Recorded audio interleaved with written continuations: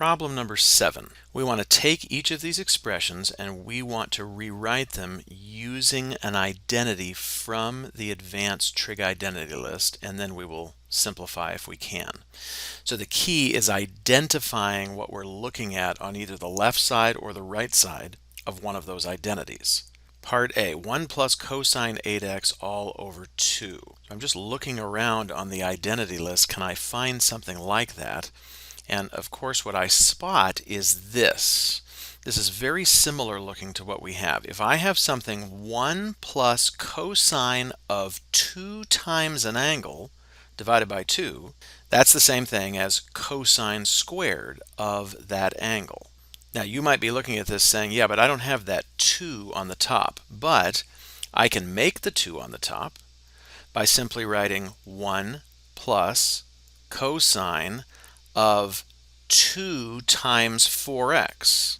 That's all 8x is, 2 times 4x all over 2. If you compare this to that identity, it is now an exact match where the 4x is taking place of the theta. 1 plus cosine 2 theta over 2. And the other side of that identity was cosine squared theta. And in my case, the theta is just 4x. And so we have rewritten the original expression using that identity. Letter B, sine of 12x.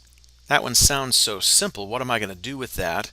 The only thing that occurs to me is that I could use the double angle identity for sine. In other words, if I can write it as sine of 2 times something, then I can fill in the other side. 2 sine something cosine something. The key is figuring out the something, the theta.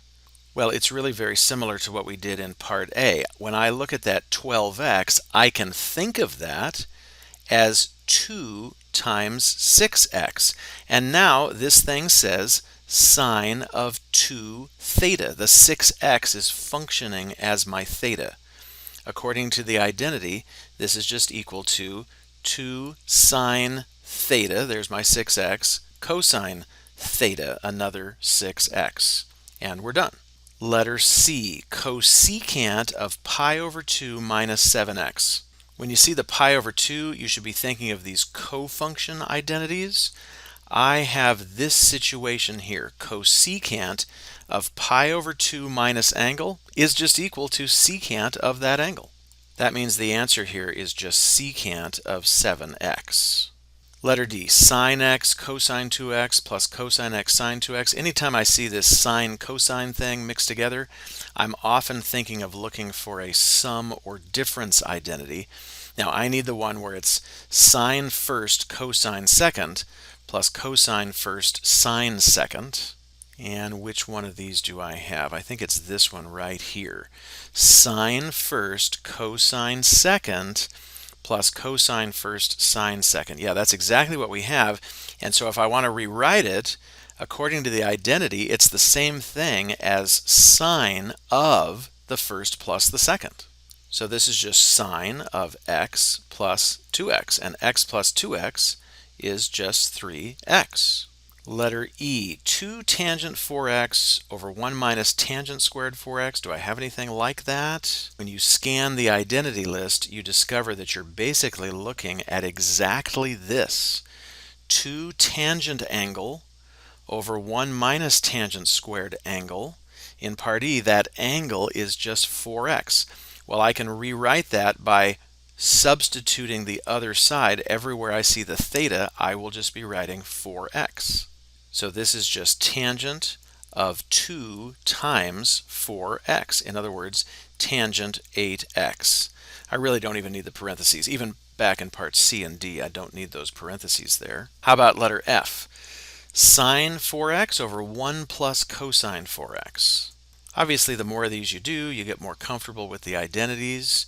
Do I have something? Aha, right here. Sine angle over 1 plus cosine angle. That's an exact match. The angle in problem F is 4x. Just make this substitution on the left side. Replace that theta with a 4x.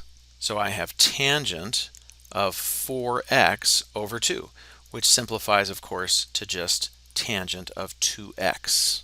Letter G, I see that I have tangent of x over 2 all being squared. So I'm thinking if I just go to the half angle identity for tangent and square it, I'll be all set. Here's the half angle identity for tangent. The thing is, there are 3 of them. I could pick any one that I wanted to. I'm just always trying to make the easiest pick. I know that I'm about to square that answer. It seems to me I should pick the one with the square root, because when you square a square root, it just makes it go away. I think that'll give me the simplest answer. So in the parentheses, I have the plus or minus square root 1 minus cosine x over 1 plus cosine x. I'm then squaring that. Notice that takes care of the plus or minus as well, because when you square something, you get a positive. It also wipes out the square root. And so my final answer here is just 1 minus cosine x over 1 plus cosine x. Part H, cosine squared angle minus sine squared angle. Is there something that looks like that? Aha, here it is right here. Cosine squared angle minus sine squared angle is equal to cosine of 2 times that angle. So this is cosine of 2 times that angle. 2 times 10x would just be 20x. Cosine of 20x would be the answer. And we're done.